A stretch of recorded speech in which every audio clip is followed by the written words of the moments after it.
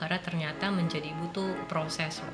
Jadi nggak instan. Kadang kan ekspektasi kita suka berlebihan ya. Maunya semua serba bisa, maunya udah serba oke gitu. Jadi itu, and then we put pressure too much in ourselves. Assalamualaikum. Waalaikumsalam, Bu Zia, gimana sih? Kenapa ini teh kita baru ketemu lagi? Iya ya, udah lama banget ya. Udah lama di dunia persilatan ya. Oh ya, makasih lo udah diundang hari ini. Makasih udah gemes datang banget. in the very last minute, ternyata Sama-sama. jodoh. Dan ternyata nanti ternyata aku bisa nebeng pulang ya. Oh iya, ternyata ke Bintaro lagi. Kita pulang gitu. Kita pulang, oke. Jadi gue ini punya pertanyaan banyak banget di kepala gue sampai gue pusing mana dulu yang mau gue tanyain. Karena when we talk about pregnancy, I think it's something that gue nggak tahu ya, antara culturally atau kayak apa ya, urge sebagai wanita gitu kan. Yeah. It's always something that is just brewing gitu. Ngomong Yeah. brewingnya segitu ya kan. Saking sebenarnya tuh karena bener ini agak curcol dikit ya. Yeah. Gue kan maksudnya I'm not like married yet again, tapi tuh gue punya kayak entah kenapa. Ini aneh banget, gue nggak tahu lo kayak gitu nggak ya pas lo punya anak kemarin. Kayak ada sebuah panggilan buat hamil. Gue gak tau kenapa gue emotional actually. Maybe I even cry. Iya, bener itu aneh banget. Urge to create. Karena dulu pas gue ada orangnya nih, pas gue punya suami, nggak ada gitu. Nggak ada keinginan. Kagak ada keinginannya. Tapi sekarang justru I don't know why I feel emotional about this. Yeah. Tapi justru sekarang saat kagak ada orangnya, maksudnya kayak belum menikah gitu. Entah kenapa tuh kayak ada, dan gue bahkan mimpi, and this is weird, bahkan gue kayak tahu ini namanya siapa gitu. Ini aneh banget, ya Allah Ti, gue pengen nangis jadinya kenapa gue jadi curhat. It's so weird, I dream about this beings atau apa gitu di mimpi gue tahu namanya, yang ternyata ada namanya, ada artinya juga. Terus jadi gue tuh kayak I'm starting with the end in mind, and that is like, oh ada jiwa nih yang pengen lahir. Ini gue nggak tahu, maybe this is the spiritual aspect of like being a pregnant woman. Kadang kita nyebutnya baby spirit kadang. Ada kayak gitu ternyata. Oke. Make sense. Karena gue sering dengar dari teman-teman gue yang hamil kayak they have a lot of kayak wow experience pisan, dan gue ngerasa gue udah, padahal kayak masih lama gitu, tapi gue udah ngerasa nih kayak ada kayak mungkin gue punya janji kita nanti ketemu ya gitu, bisa juga kan nanti kita ketemu, ntar gue jadi nyokap lo gitu, and I can feel that, and it's so weird. Nah, sebelum kita lanjut tentang curhatan gue gue mau nanya ke lo, how was your experience saat lo hamil, pengalaman pribadi lo sendiri, karena tadi udah kita mulai di awal ya, yang mana sebenarnya justru dari situ lo bikin 7 bulan. Bener banget. Nah, gimana tuh? Jadi 10 tahun lalu 10 tahun lalu kan aku hamil. Jadi itu aku masih kerja di Singapura. Jadi aku sama suamiku tuh ketemunya di Singapura, ya kan. Nah, waktu hamil itu aku mencarilah informasi, aku banyak baca buku gitu ya. Terus aku terpanggil untuk melahirkan di Jakarta. Aku nggak mau lahiran di Singapura, nggak tahu kenapa. Ya, kayaknya memang pengen di rumah, pengen di Indonesia. Ya udah pulang deh, ya udah balik. Nah waktu di Jakarta, nyampe Jakarta, aku tuh orangnya suka belajar sih dari dulu. Jadi termasuk kehamilan mau melahirkan, aku sebenarnya pengen belajar. Padahal gitu. A little bit story, dia itu backgroundnya adalah finance. S1 di Australia, S2 di Inggris, dua-duanya finance. Iya, S2 di Inggris, kerja di Singapura. Ya. Nah jadi waktu pas nyampe Jakarta, karena aku emang pengen belajar gimana sih lahiran itu biar lebih enak, nyaman, menyenangkan, apa sih yang bisa aku persiapkan. Jadi mulai cari-cari banyak informasi. Nah di saat itu tuh kayak informasi masih minim dan belum banyak yang menyediakan kelas-kelas edukasi. Jadi kalau ke rumah sakit itu cuma ada senam hamil biasanya. Dan aku heran kenapa ya kok seperti ini, padahal ini Jakarta loh. Jadi kalau misalnya di luar negeri, mau kayak di Amerika, Inggris, bahkan di Singapura aja, tiap rumah sakit tuh mereka punya kelas edukasinya. Mereka punya childbirth class, mereka punya breastfeeding, mereka punya newborn care class. Jadi orang tua baru tuh nggak se-clueless itulah. Jadi memang dipersiapkan menjadi orang tua baru. Jadi itu bingung juga kenapa ya kok di Jakarta nggak ada. Tapi ya wes lah, oke, nanya-nanya sendiri, baca buku lagi, nanya dokter bidan, teman-teman udah lahiran, nanya ibu sendiri. Nah memang gongnya itu waktu lahiran. Nah dulu tuh aku lahirannya water birth tahun 2012. Masih legal ya? Masih legal. Jadi waktu itu kalau nggak salah cuma ada 3 rumah sakit yang menyediakan fasilitas water birth. Jadi aku mau coba water birth karena yang dari aku baca kalau lahiran dalam air itu bisa bikin ibunya relax.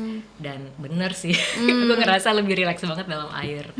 Gitu kan. Ya udah, gongnya tuh waktu turning point itu emang pas lahiran. Jadi waktu lahiran itu aku ngerasa lahiran tuh pengalaman yang menyenangkan, luar biasa, very empowering, very transforming. It was ecstatic birth experience for me. Jadi aku ngerasa bener-bener high tuh aku nemuin, aku ngerasa bener-bener jatuh cinta sama bayi, aku juga ngerasain. Jadi kayak it was experience that I've never felt before. It was the kind of love that I've never experienced before. Jadi kayak cinta kasihnya tuh luas banget, dalam banget, yang belum pernah aku rasain dalam hidup aku. Itu rasanya kayak pertama kayak ngerasa gini, oh ternyata ini ya yang orang tuh sering sebut unconditional love, cinta nggak bersyarat, cinta tanpa pamrih. Ternyata aku ngerasain gitu. Jadi waktu pas holding my baby, oh ya ampun ini tuh rasanya ya, ternyata bener-bener kamu mencintai itu ya mencintai tanpa mengharapkan timbal balik. Ya jadi kayak dan itu yang banyak ngubah hal banget sih, apalagi konsep diri aku ya sebagai perempuan gitu ya. Jadi kayak rasanya nih wah luar biasa banget sih. Jadi tuh kayak juga mengubah nggak hanya pemahaman diri aku sendiri, tapi ngubah juga persepsi tentang lahiran. Karena kan kita kalau sering dengerin lahiran tuh sakit, lahiran tuh menegangkan, horor, apalagi dramatic, kita ya kan kalau kita sering nonton film Hollywood kan ada lahirannya gitu. Teriak ya kan, terus cakar-cakar, terus apa darah, komplikasi, resiko, dan itu terus yang di highlight banget tuh itu gitu loh. Dan aku heran kenapa nggak yang ini kok aku jarang banget denger cerita ini ya, gimana ibu tuh bisa ngerasakan pengalaman yang bahagia, pengalaman yang bermakna, pengalaman yang bisa mengubah hidupnya, and you can say that oh my god, if I can do this, I can do anything. Itu aku ngerasain banget setelah lahiran. Wah kalau aku udah ngelewatin kontraksi, aku udah bisa melahirkan manusia baru, hidup baru, apa aja kayaknya aku bisa nih, gampang gitu kayaknya rasanya gitu ya. Jadi kayak aku kayak mengakses suatu kekuatan itu sih, yang itu kayaknya bakal jarang keulang lagi sih. It was like once in a lifetime experience I would say. Nah ya udah kan, terus ya udah berjalan semuanya, dan aku bersyukurnya semua lancar ya, lahiran lancar, enak, menyenangkan, nyusu juga oke, semuanya ya alhamdulillah lancar saat itu ya. Nah terus kan aku ngajar yoga, tetap ngajar yoga pas udah lahiran. Tapi kalau ngajar yoga itu udah mulai dari kapan? Sejak 3 bulan itu aku udah ngajar lagi. Dan itu specifically sebelum lahiran itu udah ngajar prenatal yoga. Jadi zaman dulu aku tuh ngajar prenatal yoga di rumah yoga di Jalan Lamandau di Bulungan. Nah dulu tuh rumah yoga tuh juga salah satu pionir sebenarnya yoga studio. Jadi aku ngajar di situ, dan itu waktu ngajar prenatal yoga tuh baru aku doang di situ, orang Indonesia ya gitu. Jadi 10 tahun lalu tuh memang baru sedikit sekali yang ngajar prenatal yoga. Waktu aku ngajar di rumah yoga itu ya baru aku doang 2012 ya. Iya, wow. Gitu. Terus kemudian berapa lama setelah lahir? Nah, kan aku terus ngajar tuh. Nah, akhirnya kayak sering banget ngajar prenatal yoga. Nah, ibu-ibu hamil ini banyak pertanyaan kan.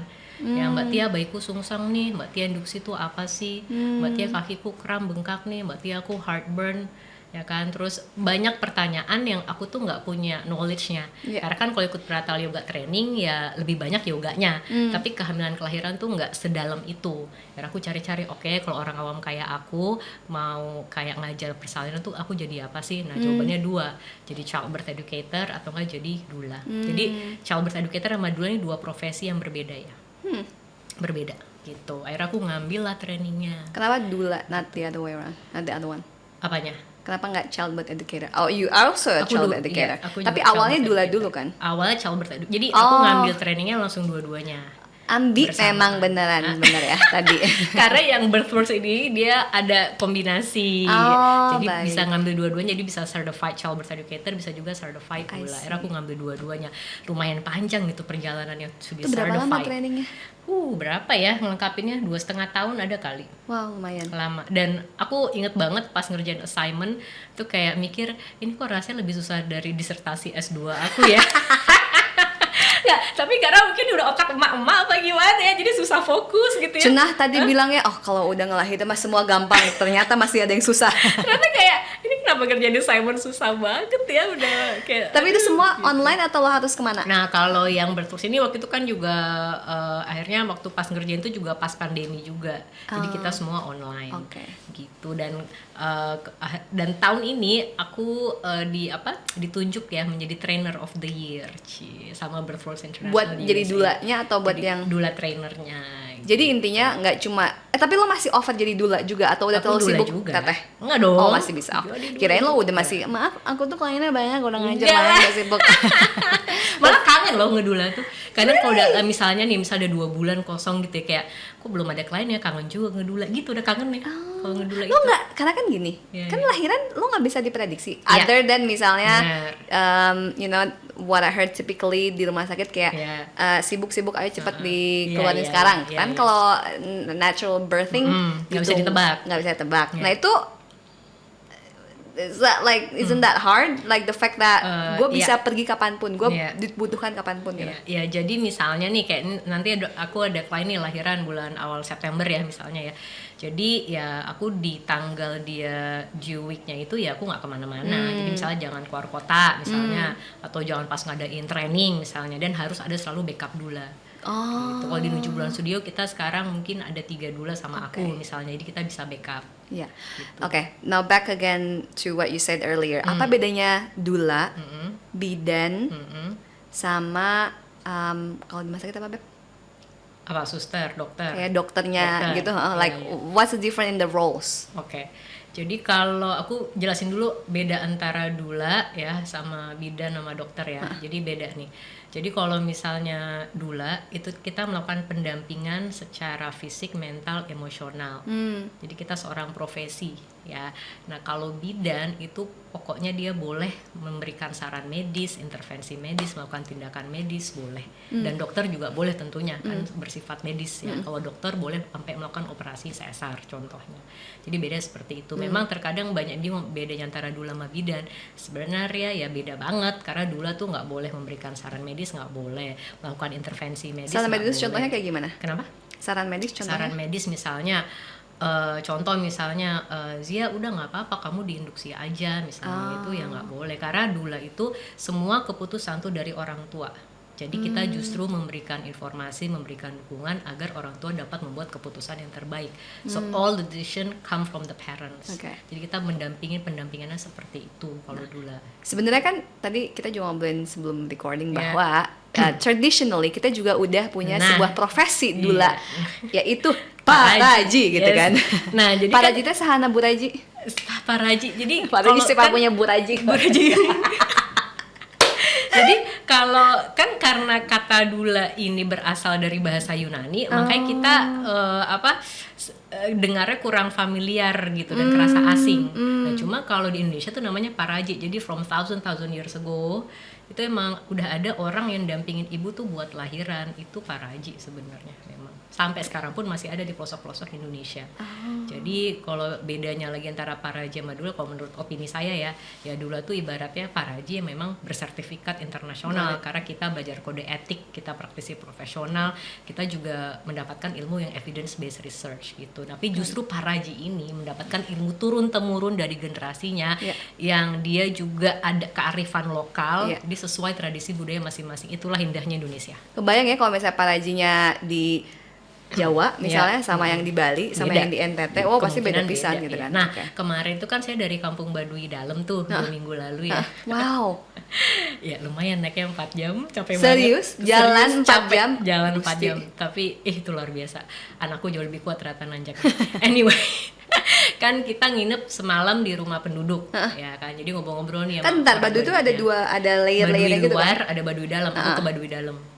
Gitu, jadi yang itu yang ada sinyal, nggak ada listrik, nggak ada healthcare semuanya. Jadi aku ngobrol-ngobrol nih sama yang orang Baduy Dalamnya. Oh, jadi di sini kalau lahiran gimana? Ya semua lahiran di rumah sendirian. Jadi tiap desa itu punya satu paraji. Nah di Baduy Dalam tuh ada 3 desa sebenarnya. Nah jadi tiap desa tuh punya satu paraji dan dia datang kalau bayinya lahir tinggal pemotongan tali pusar dan sebagainya. Berarti nggak ada bidannya? ya nggak ada, kan nggak ada healthcare, nggak ada teknologi. Jadi di berarti sana. kalau misalnya di sana lahiran ya Ya lahiran aja. wah. Ya tapi kan kalau kayak orang Baduy dalam itu menurut saya karena mereka tiap hari naik gunung ya, bertani, Iya, fisik mereka stamina luar biasa. Iya.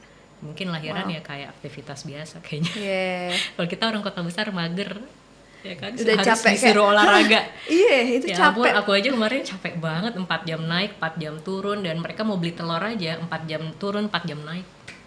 Ya, pokoknya luar biasa deh staminanya. Udah gitu kan nggak boleh pakai alas kaki kan kalau orang Baduy. Wah, tidak ada flat feet ya di sana ya? Nggak. Bagus, arch-nya pada kuat. Kok jadi ngomong gitu ya? Sebenarnya berkesan banget sih perjalanan itu. Kebayang sih, Ah. itu masih jadi salah satu checklist Karena gua Pak sih. Haji tadi ya, Wah, emang Pak ya Haji. suka kemana-mana ya. Nggak apa-apa, kan Nggak nyambung apa-apa, kan semuanya. nyambung, ya. Yang mana ya balik lagi kayak ngomongin soal doula, intinya bedanya doula sama bidan atau dokter adalah dia lebih fokus ngasih support emosi, Ya. mental, and Ya. maybe even spiritual. Makanya Yes. mungkin penting buat nyari kayak kita value spiritualnya nyambung nggak nih Ya, gitu kan? cocok Karena kan apa enggak, benar. merasa nyaman apa enggak, karena kan sebenarnya birth is a very sacred moment, Yeah. private moment, intimacy. Yeah. Jadi maksudnya kita kalau mau memakai doula, kita juga mengundang orang itu untuk berada di sacred space-nya kita kan. Correct. Jadi memang perlu cocok dulu, Yeah. kira-kira gimana nih, cocok apa enggak, ngerasa aman apa enggak, ngerasa nyambung apa enggak.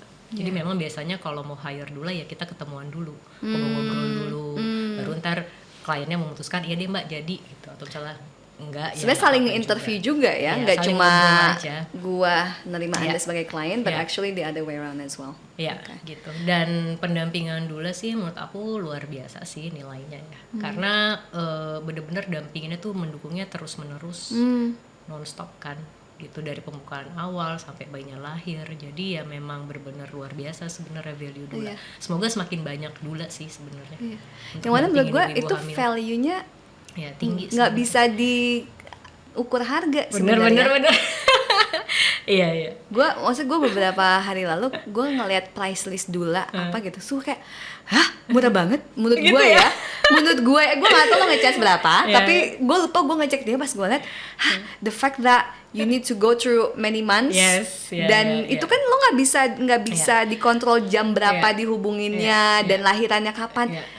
Kalau di Amerika kan aku pernah baca tuh artikel ya, di Amerika tuh sekitar 4.000-5.000 dolar Untuk satu ini untuk pokoknya. satu klien.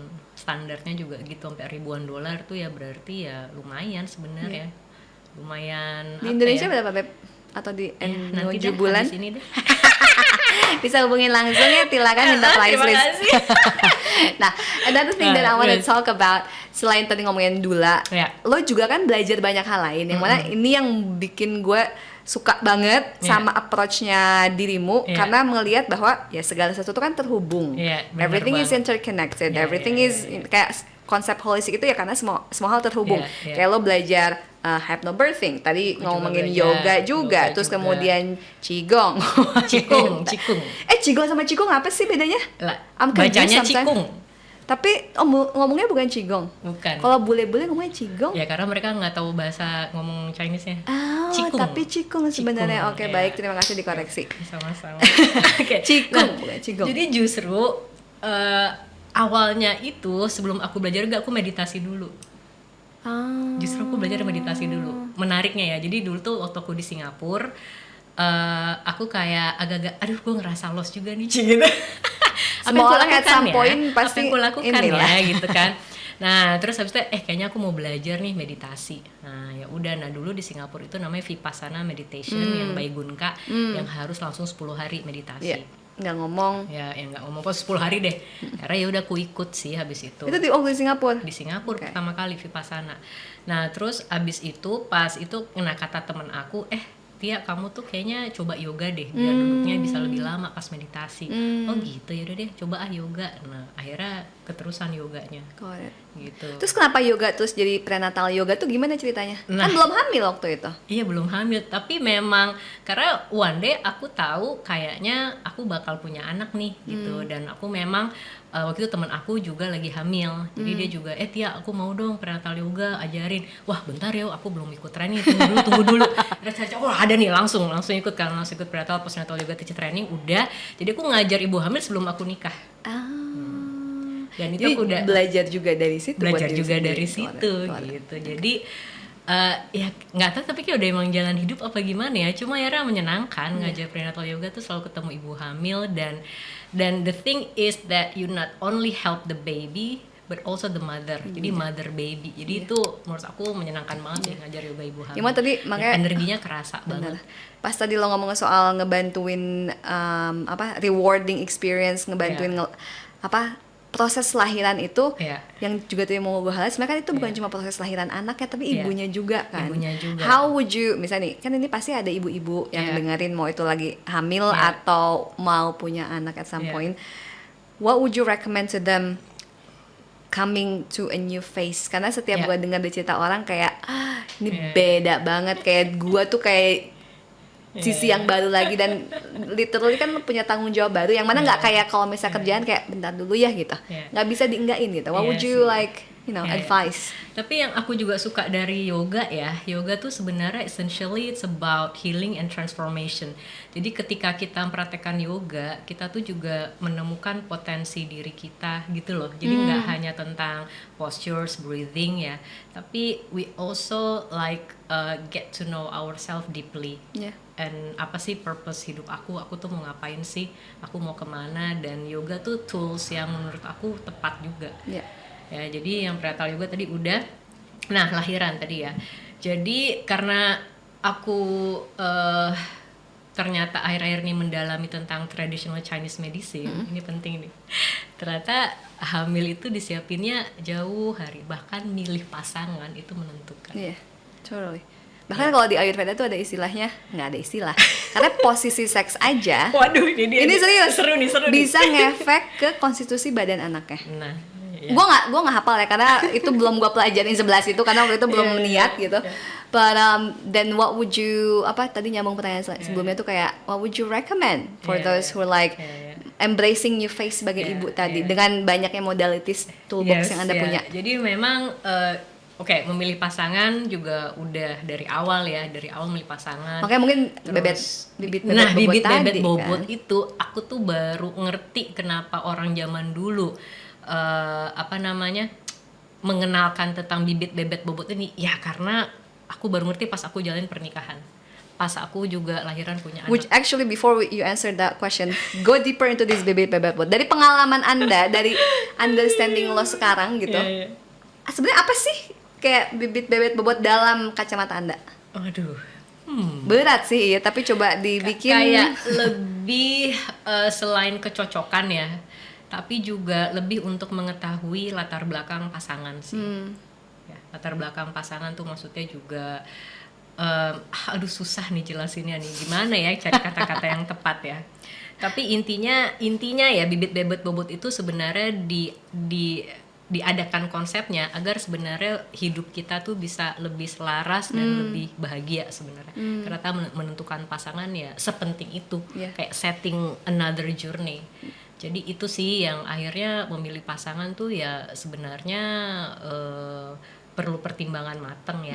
Makanya kan memang ada pendekatan, mungkin ada pacaran dulu karena bener-bener get to know the person gitu sih. Nilai compatibility tanggal lahirnya misalnya. Nah gitu kan, ya mungkin orang zaman dulu udah lebih tahu tuh ada kayak ya kan, ada teknologinya sendiri kan kalau zaman dulu ya.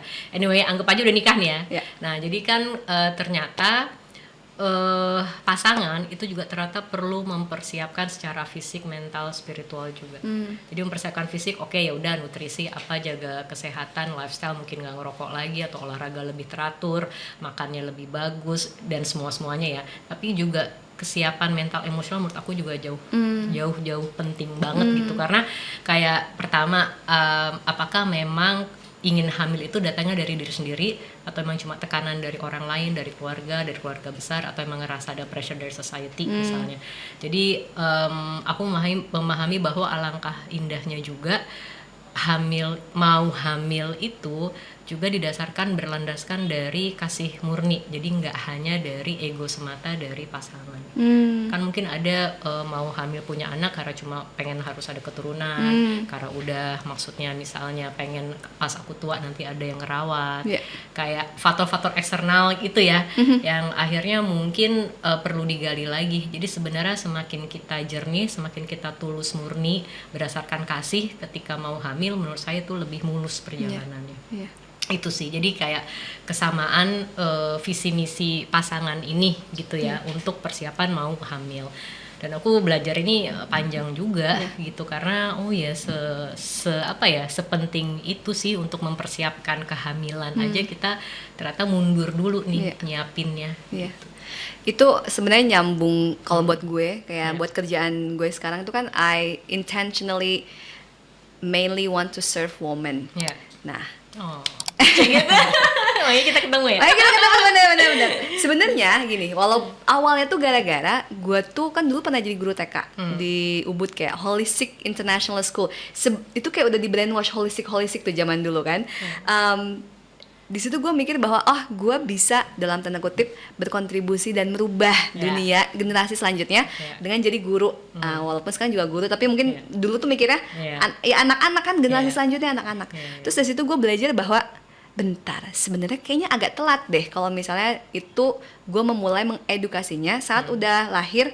Walaupun itu bukan berarti nggak penting ya, tapi kayaknya ada yang bisa gue gali lagi nih. Yang makanya dari situ gue menyadari wanitanya saat saat hamilnya. Jadi gimana nih biar si generasi penerus bangsa ini proper, ya berarti dimulai dari ibunya.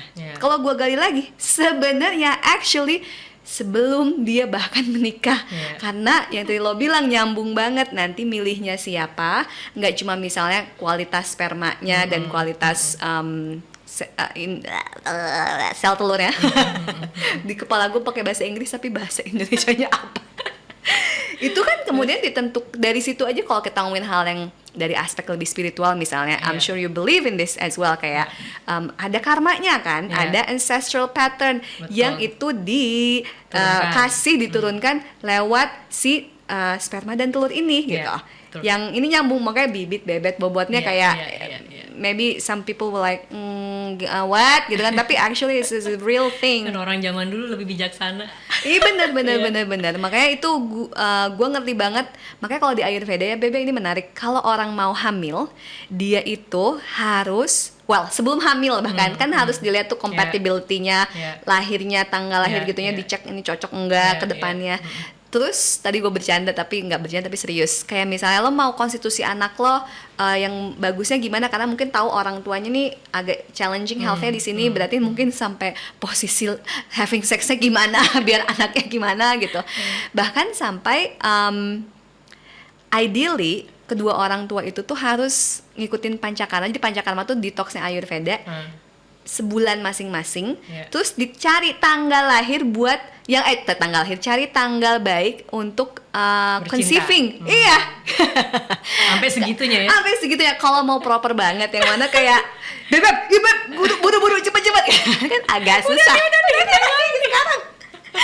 agak ribet, kayak harus konsul ini buat dapet tanggal bagus buat conceiving. Itu agak agak tricky, and I know, but that's like the ideal. At the same time ya mungkin pasti ada alasan, especially this medicine already exists kayak TCM kan udah exist bertahun-tahun gitu ya. I'm sure there's a meaning for that.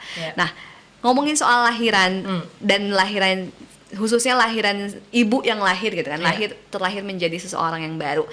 Ini kan banyak yang lagi juga, bukan lagi sih, udah lama mungkin ya, salah satu isu yang sering dibahas adalah soal postpartum depression gitu. Nah, apa yang sebenarnya causing this postpartum depression? I know that from the Ayurvedic perspective kan, karena kita kehilangan sesuatu yang it was part of us and then suddenly we lost it, tapi dapat hal baru, tapi juga ada tanggung jawab, like there's a lot of things going on, right? Yang mana mungkin nggak tahu ya, antara karena kan belum lahiran ya, antara edukasinya kah, antara ada yang belum dimengerti kah, like what's the cause of it, dan juga gimana kita bisa dealing hal tersebut kalau misalnya kita udah terlanjur, especially udah punya postpartum itu. Oke. Jadi aku bahas dari apa yang aku pelajarin dulu ya. Jadi kalau menurut yang aku pelajarin sebenarnya sampai sekarang tidak ada faktor yang mutlak yang menyebabkan postpartum depression. Jadi memang mau multifaktor. Jadi nggak hanya satu faktor, biasanya kombinasi dari banyak faktor. Jadi memang penyebabnya sampai sekarang pun tidak bisa secara pasti dan mutlak. Jadi memang biasanya multifaktor dan ini tergantung banget case by case. Nah, tapi memang jadi postpartum depression itu aku bedain dulu sama postpartum blues kali ya karena penting ya. Oke. Jadi memang ada namanya postpartum blues, ada namanya postpartum depression, ada namanya postpartum psychosis. Ada juga postpartum anxiety, macam-macam nih. Nah, cuma ini tema yang besar nih. Aku akan coba sampaikan dengan bahasa sederhana. Nah, postpartum blues itu adalah stres ya karena abis melahirkan dan dia sifatnya sementara dan dia juga karena perubahan hormon. Jadi perubahan hormon itu jadi kalau pas kehamilan progesteron estrogennya tinggi, waktu melahirkan progesteron estrogennya turun drastis diganti sama perubahan hormon prolaktin sama oksitosin. Nah, pergantian perubahan hormon drastis ini menyebabkan perubahan mood. Jadi moodnya ini yang fluktuatif. Nah, cuma kalau postpartum blues itu hanya sementara. Kurang lebih ya 2 minggu gitu ya di dalam masa nifas ya. Ya masa nifas itu kan darah keluar selama 6 minggu. Jadi perubahan fluktuasi emosi ini tuh biasanya di dalam kurun masa nifas ini. Jadi sifatnya sementara, habis itu hilang. Ya bayangannya gini, pernah nggak waktu sebelum menstruasi agak-agak misalnya kayak serba salah gitu, aduh kenapa tiba-tiba kesel ya? Cranky dikit ya. Mas Bagus gimana ya kan? Nah, itu kan darah menstruasi 5-7 hari ya. Nah, Pak ya, 5-7 hari. Ini darah nifas 6 minggu keluar. Jadi wajar nggak kalau nanti istri cranky abis lahiran? Ya wajar banget. Apalagi ibu tuh banyak mengalami perubahan fisik ya. Dia mungkin baru pemulihan luka dari jahitan, bisa jahitan perineum, bisa jahitan operasi sesar. Terus darah nifas keluar 6 minggu, otot rahim berkontraksi kembali ke ukuran semula, payudaranya penuh ya, nyusuin bayi tiap 1-2 jam. It's confusing. It can be confusing. And it just like so many things happening at the same time. At the same time, tiba-tiba gitu kan. Wajar nggak stres? Ya wajar banget. Terus ditambah lagi ntar faktor-faktor lain, ditambah faktor komentar dari orang tua mertua, ditambah lagi masalah ada nyusuin, tambah lagi mungkin pengalamannya belum tentu menyenangkan. Pas lahiran, pas PPKM pandemi misalnya. Itu menambah stres. Jadi wajar banget ibu itu ya breakdown stres ya. Nah cuma kalau postpartum blues sementara. Nah bedanya kalau depresi ini gejalanya terus menerus dan sampai bertahun-tahun, bahkan menurut artikel di Inggris ibu tuh depresi bisa sampai 3 tahunan lebih karena tidak ditangani dengan tepat. Nah bedanya apa? Bedanya tuh di gejalanya sama durasinya. Contoh kalau postpartum blues ibunya nangis ya, sekali-sekali wajar nangis, capek, cranky ya, bayi nangis, nyusuin sakit, kurang tidur, begadang ya. Jangan kan ibu hamil lahiran dengan banyak perubahan tubuh, aku aja kurang tidur cranky gue ya. Bagaimana yang lahiran, bayi nangis ya, cranky ya kan, begadang. Nah makanya perubahan-perubahan ini tuh makanya ibu tuh perlu banget sih banyak mendapatkan. Makanya ada istilahnya apa tuh, it takes a village to raise a child. Itu beneran penting ya. banget, it takes a village to raise, itu beneran. Dan not only it takes a village to raise a child, it also takes a village to raise a mother. Itu mothernya itu juga, motherhood tuh penting. Jadi memang mother's not meant to be alone. Kalau zaman dulu ya, orang lahiran, ibu lahiran tuh banyak yang bantuin. Ada ibunya sendiri, ada tetangga perempuan, kakaknya, sepupunya, tantenya. Jadi ibu tuh nggak pernah sendiri dan ibu tuh banyak yang dibantu. Ada yang bantu bersih-bersih, berbenah, ada yang bantu masakin dia, ngasih makan dia, ada yang bantu untuk gendong bayinya. Jadi ibu tuh bisa istirahat. Nah kalau udah di kota besar, zaman modern, support system ini semakin lama semakin mengecil, mengerucut dan makin sedikit. Wajar ibu banyak stres abis lahiran. Nah tadi gejala ya, tadi kalau postpartum oke, misalnya nangis-nangis ya udah wajar. Konon katanya ibu tuh nangis hari ke-4 ke-5 ya. ASI deras mengalir, air mata deras mengalir. Ya wajar nangis ya lah, capek gitu ya. Nah kalau depresi berarti nangisnya bisa setiap hari. Sehari bisa mungkin 3-5 kali nangis ya, hati-hati kemungkinan gejala depresi. Contoh yang lain misalnya ibunya marah karena cranky ya, misalnya contoh lagi nyusuin capek, ngeliat ayahnya main game, sebel banget gitu ya. Ya kan, atau enggak misalnya lagi nyusuin, kok gue mulai nggak dipopok misalnya, lagi nyusuin terus suaminya, oke sayang saya pergi ke kantor ya, enak banget sih sayang kamu ngantor, aku juga mau ngantor, aku capek nyusuin terus gitu kan. Jadi ya kalau marah wajar, namanya juga capek ya kan. Nah ya berarti kalau mengarah ke depresi, marahnya itu meningkat, tiba-tiba lempar handphone, hati-hati, tiba-tiba mungkin mecahin piring, ya hati-hati, itu merupakan suatu gejala depresi. Kenapa aku selalu bilang gejala? Karena memang baiknya kita tidak mendiagnosa diri sendiri, baiknya kita ke tenaga kesehatan untuk dicek dan bisa ditangani tepat. Nah cuma kalau zaman dulu kan memang masih stigma ya untuk ke psikolog atau psikiater. Nah kadang kalau aku di kelas edukasi, aku pakai analoginya gini, oke, kalau misalnya kita sakit gigi, kita kemana? Sakit gigi kemana kita sih? Ke dokter gigi. Oke, ini giginya lubang, sakit. Oke, dokter gigi, oh iya nih Bu, ada lubang, kita tambal ya. Oke, udah sembuh. Tapi kalau lubangnya di hati bagaimana? Aduh, luka batin, trauma itu ada. Emotional pain namanya kan. Itu you can really feel it and it does exist. Tapi memang nggak fisik aja, jadi kita nggak bisa ngerasain. Nah yang tepat nanganin itu yaitu psikolog, psikiater. Jadi kita kalau membuat analogi seperti itu, kita jadi lebih, oh ya nggak apa-apa juga sih, aku memang butuh bantuan nih. Ya kan. Nah itu gitu. Jadi itu bedanya postpartum blues, depression. Kalau psikosis, kalau menurut statistik Amerika 0,1% ya. Jadi kira-kira 1 dari 1000, sangat-sangat jarang. Tapi justru saya lebih banyak bacanya tuh di Amerika sama Inggris sampai psikosis. What's happened with psychosis? Psikosis itu kayak delusi, halusinasi, sampai nyakitin bayinya. Gue ada cerita tuh, ini agak cray-cray di Ubud waktu gue tinggal di sana tuh, ini agak overwhelming, it's crazy. Jadi si ibu ini tuh orang luar, gue lupa dari mana. Pokoknya dia bapaknya tuh ninggalin. I don't think they even got married like in a legal institution in their relationship. Terus lahiran di Bali, bapaknya kan, bapak anaknya udah ninggalin. Terus dia saking, itu mungkin maybe this is come under psychosis, dia lagi lagi bawa anaknya di mobil, dilemparin anaknya keluar dari mobil. Obviously anaknya, bayinya meninggal.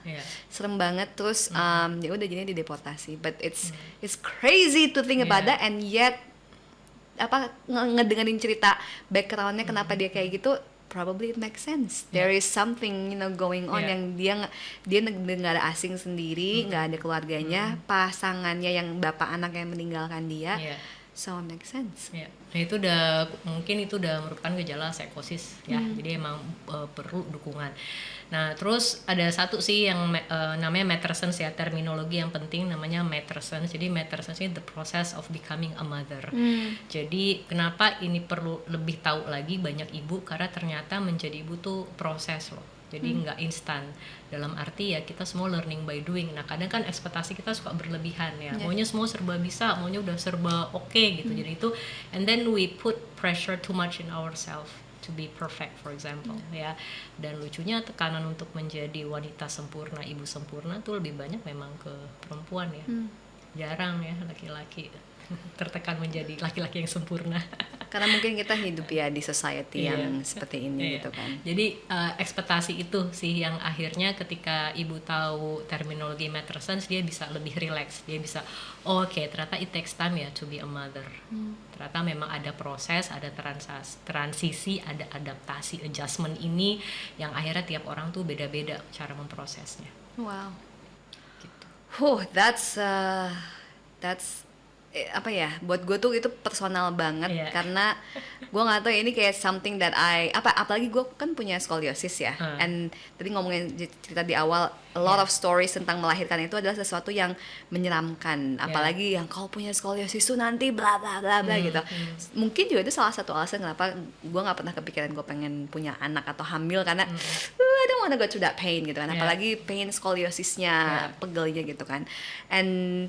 Dan buat gue mungkin ada lebih banyak orang yang juga most likely maybe don't even aware of that. Dalam konteks kayak gue kalau punya masalah ini gue harus kemana gitu kan. So makanya gue seneng banget. I'm actually very thankful and grateful to have you. Nggak cuma di sini tapi juga everything that you do gitu, karena lo bener-bener sepassionate itu mengedukasi orang dan memberikan support gitu. The next thing that I'm curious about is, tadi kan kita ngebahas pertama soal si konsepsinya, lahirannya, postpartumnya, termasuk ada yang challengingnya gitu. What would you recommend in your line of work? Atau kalau misalnya enggak, what would you recommend in other areas gitu ya? That as a mother itu kan nggak cuma kayak soal fase itu doang kan. It's a lifelong journey, parenting gitu kan. Nah, it's a tough question karena kayak banyak banget sebenarnya gitu. Cuma mungkin boleh aku jahit dari yang tadi ya, postpartum ya.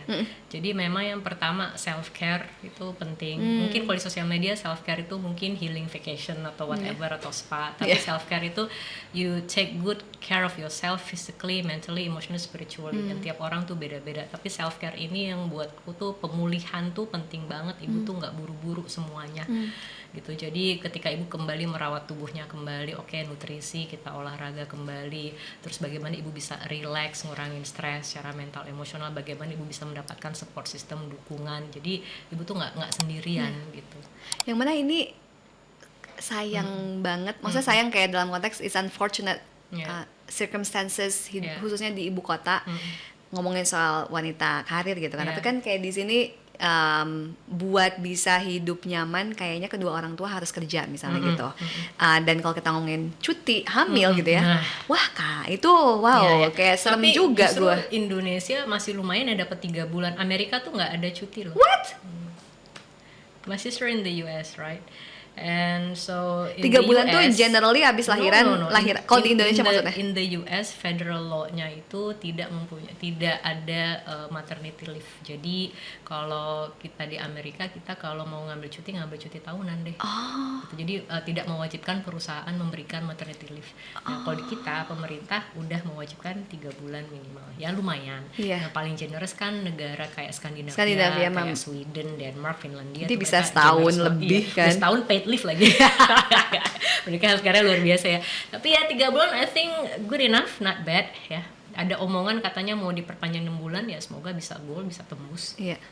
Jadi kayak bentar, karena gue nggak kerja corporate ya BP. Jadi kayak lo dihitung 3 bulan itu dihitung dari lo kapanpun lo berhenti, pokoknya 3 bulan cuti, total. Ya, pokoknya cuti lah. Nah itu dia. Dan menurut saya 3 bulan itu sangat cepat ya rasanya. Iyalah. 3 bulan tuh kayak mungkin baru dapat rutinitas sama bayinya, tiba-tiba udah harus ke kantor ya susah juga. What would you recommend then? Kalau misalnya in the ideal world, mau misalnya ibunya ketajiran, jadi nggak usah khawatir nyari duit ya, atau misalnya kagak tahu ceritanya gimana, pokoknya what would you recommend misalnya the ideal time ini dalam waktu ini idealnya ibu masih spend time full sama anaknya dan sama dirinya juga kayak gitu sebelum take on more responsibility gitu. Iya benar. Jadi yang pertama tadi self care buat ibunya, terus juga baby bonding sama bayi itu juga penting karena bonding sama bayi mulai dari misalnya nyusuin, terus kita gendong, kita stimulasi bayi, misalnya kita pijit bayi ya dan sebagainya, ini juga untuk menstimulasi perkembangan otaknya si bayi sebenarnya. Jadi bonding sama bayi itu juga penting, self care buat ibunya penting. Lainnya journey ya, semuanya it's all about journey sih menurut aku. Dan everyone is different karena kalau aku belajar dari birth force itu pokoknya each birth is unique. Jadi kalau each birth is unique, each mother is unique, each baby is unique. Timeline-nya juga orang beda. Tuh beda-beda banget karena akhirnya bener-bener kayak jalan hidup orang juga beda-beda. Bayi juga ternyata punya journey-nya sendiri. Jadi itu sih yang akhirnya ini luar biasa sih gitu karena lahiran tuh benar-benar penuh transformasi. Kalau menurut saya sih yang tadi ya, kalau misalnya minimal 6 bulan itu akan lebih menyenangkan karena ibunya juga udah bisa lebih memahami untuk rutinitas bayinya. ASI eksklusif pun 6 bulan, terus habis 6 bulan kan bayi itu MPASI.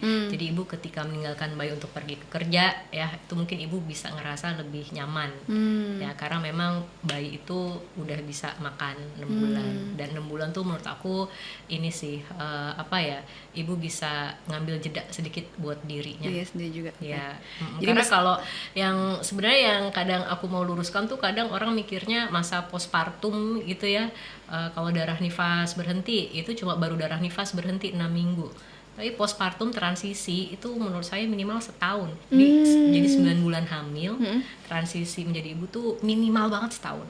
Kenapa setahun? What happened in 1 year? Ya karena dalam setahun itu kayak benar-benar proses adaptasi ini ya, yang benar-benar akhirnya pelan-pelan learning by doing semuanya itu kurang lebih menurut saya minimal setahun. gitu. Jadi makanya 3 bulan menurut saya terlalu cepat. 6 bulan masih oke, lumayan. Ini by the way gue tuh lagi make a mental note buat gue sendiri ya, jadi kayak oke, minimal setahun gitu. To take your time itu gitu take my kan. time. Seriously, like there's a reason kenapa kerjaan gue sekarang mainly online. Karena kalau dari pengalaman gue waktu gue kecil, apa ya, kayak ya bapak kerja gitu kan, ibu ibu juga kesana kesini gitu kan. And I have a memory dimana kayak apa ya, yang mana ini limiting belief, tapi ada bagian dari diri gue yang berpikir bahwa gue tuh nggak dicintai gitu. Padahal bukan, they need to go out because so that mereka punya duit supaya gue bisa survive, supaya gue bisa makan. Tapi kan anak kecil ya cara comprehend terhadap kehidupan dan pengalaman kan masih terbatas kan gitu. Makanya gue tuh kenapa gue seobsesif bikin kerjaan gue mainly online tuh karena biar gue bisa kerjain dari rumah. Jadi aku tadi tiba-tiba inget tuh waktu pas yang ngomong not feeling love. Jadi menariknya ketika hamil itu ternyata bayi itu dalam rahim itu juga sebenarnya kebutuhannya sama, ingin feeling safe, merasa aman, terus merasa dicintai dan merasa diterima dan diinginkan. Jadi sebenarnya ketika hamil kita juga bisa berkomunikasi sama bayi, sering afirmasi sama bayi sehingga bayi itu bisa merasakan aman, dicintai, diterima tuh sejak dari dalam rahim. Nggak hanya waktu lahir dewasa, tapi sejak dari dalam rahim dia udah mendapatkan rasa itu gitu ya. Dan ini menarik karena ini yang mungkin dulu itu belum banyak informasi tentang ini, tentang communicate with the baby and bonding with the baby.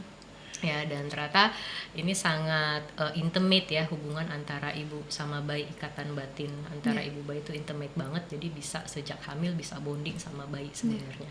I agree. Gitu. Gue sering banget dengar cerita teman-teman gue yang hamil dan kayak dapat cerita yang kayak aneh banget. Jadi ada satu contoh cerita temen gue tuh sering bilang waktu hamil anaknya, dia bilang, nak kalau misalnya nanti kamu keikat sama tulang pusat, lepasin sendiri ya, dia bilang gitu. Sering diulang-ulang.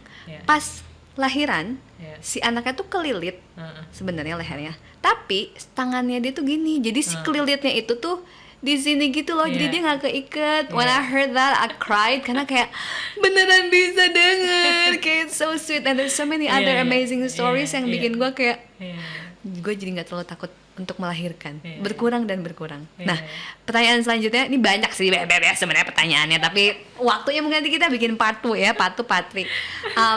The one that I'm actually also very curious about is to touch the spiritual aspect of pregnancy. Tadi kan kita nyentuh dikit soal kayak karma, soal ancestral, mau itu yang positif trauma atau pattern atau gift gitu kan yang kebawa saat sama anak dan dari bapak ibunya. Whether mau cerita soal pengalaman lo sendiri atau dari klien lo, dan juga buat teman-teman yang denger juga, karena kan ya itu hamil dan lahiran dan menjadi ibu tuh bukan cuma tentang fisik, emosi, mental, yang mana itu juga penting, tapi juga ada spiritual aspects. Would you mind to explain about that? Jadi kalau yang di 7 bulan kan kita ada namanya childbirth education class. Itu juga kita membahas bahwa melahirkan itu juga momen yang spiritual. Jadi nggak hanya momen penuh transformasi, momen bertumbuhnya kesadaran, tapi juga momen yang sangat spiritual. Dimana spiritual ini ya maknanya bisa beda-beda ya. Tapi kalau buat saya sendiri, spiritual itu memang kita lebih terhubung kepada Tuhan Yang Maha Esa. Ya, dan kita surrender. Jadi ada elemen berserah dirinya. Jadi kita upayakan yang terbaik, kita upaya maksimal, tapi ingat ternyata memang semua tuh ada yang ngatur. Jadi ada ikhlas, ada berserah diri, pasrah total sama Tuhan Yang Maha Esa tuh selalu ada. Itu spiritual yang mungkin yang aku juga believe ya, tapi itu yang rasanya nyambung banget buat lahiran. Karena waktu nanti pas kontraksi datang, ya kan kita nafas, kalau kita misalnya bisa berserah, surrender to the process, ya surrender to the contraction and just breathe and move in tune with the body, connect with the body, itu kemungkinan bisa lebih mudah dan bisa lebih dinikmati prosesnya. Jadi melahirkan tuh ya merupakan proses, perjalanan, pengalaman, dan ini semua tuh sifatnya sebenarnya sangat-sangat spiritual gitu. Dan tadi ya yang tentang cinta kasih itu kan spiritual banget ya, maksudnya when you love and then unconditional love itu kan sebenarnya salah satu one of the highest spiritual practice. Ya, nanti condition love-nya nanti anaknya udah gede baru condition. Ya, maksudnya kalau anaknya udah bandel, kamu gitu ya, baru ada terkondisi cintanya. Tapi let's say first 3 years itu wah indah, ini maksudnya indahnya tuh kayak bener-bener kamu tuh nggak ngarepin apa-apa. Kamu tuh bener-bener kayak cuma mencintai and you don't expect anything in return. Itu kan bener-bener apa ya, suatu ketulusan yang luar biasa. Makanya kenapa ada pepatah kasih ibu sepanjang masa ya. Ya memang seperti itu sih. Kasih ini yang lebih bisa diakses banget selama kehamilan dan setelah melahirkan. Oke, coming to the end of this episode, aku mau nanya, apakah ada tips-tips atau hal apapun yang pengen lo kasih sebagai message terakhir Anda ya buat teman-teman di rumah, mau itu mereka mau lahiran atau masih mau rencana ini, dan juga sebenarnya tadi yang lupa gue tanyain satu adalah juga buat bapaknya kayak gitu, karena kan yang hamil tuh yang lahir tuh bukan ibunya doang, tapi bapaknya juga gitu. What would your last message would be? Jadi kalau tadi kita emang jarang nyebut bapak lagi ya, jadi emang bener sih, jadi kalau kelas edukasi itu biasanya bapak adalah harus ikut sebenarnya. Jadi biar bapak juga berdaya dan bapak juga siap secara mental dan emosional, dan juga ibu tuh merasa didukung. Jadi memang bapaknya tuh juga ikut berdaya. Jadi kompaknya tuh sejak hamil. Ya, karena parenting itu kan ibu dan ayah, bukan ibunya doang. Dan bagusnya ya makin kesini makin banyak pria suami yang makin kesadarannya semakin tinggi untuk mau ikutan belajar. Mungkin beda sama kayak bapakku zaman dulu belum tentu mau ikut kelas misalnya ya, karena zaman udah beda. Sekarang makin nyatu dan makin kompak, makin unite and realize that the job of parenting is just not the mother but also the father. Itu sih. Jadi memang berdayakan diri itu penting ya. Terus kalau pesan aku sebenarnya ya jalankan, lakukan semua yang terbaik, sisanya berserah diri. Itu kali ya. Bener, makanya I really enjoy our conversation and I know that I invited the right person. Karena kalau ngomongin soal ya pregnancy, kehamilan, lahiran, itu ya banyak lah yang bisa gue tanyain, but also like mungkin karena kita ketemunya juga di titik meditasi ya Beb ya, so I know that you're the right person to ask, also to include the spiritual aspect buat topik ini. So thank you so very much. Makasih banyak loh, thank you, makasih. Kayaknya bakal ada episode selanjutnya buat bapaknya, tadi nggak dibahas. Bukan nggak dibahas, kagak ada waktunya Beb ya. Jadi kita akan tunggu atau bisa ikutan workshopnya Tia di 7 bulan. Kalau misalnya mau belajar, lihat jadwal di mana? Boleh di IG ya, di Instagram @7bulanstudio atau di website www.7bulan.com. Terima kasih. Nanti akan kita taruh juga linknya di caption biar dapat. Thank you so much, Ti. Terima kasih. Sama-sama. Terima kasih juga buat teman-teman yang udah nonton. Sampai ketemu lagi ya di episode selanjutnya. Bye. Makasih banyak udah hadir di kesempatan kali ini. Semoga episode ini bisa bermanfaat. Dan kalau belum sempat subscribe di YouTube channel ini, make sure you subscribe here supaya nggak ketinggalan episode selanjutnya. Dan juga kalau pengen belajar lebih lanjut lagi soal relationship, khususnya gimana kita punya relationship yang baik sama diri kita sendiri dulu, karena itulah fondasinya, bisa tonton episode sebelumnya where I interview Anas di sebelah sini.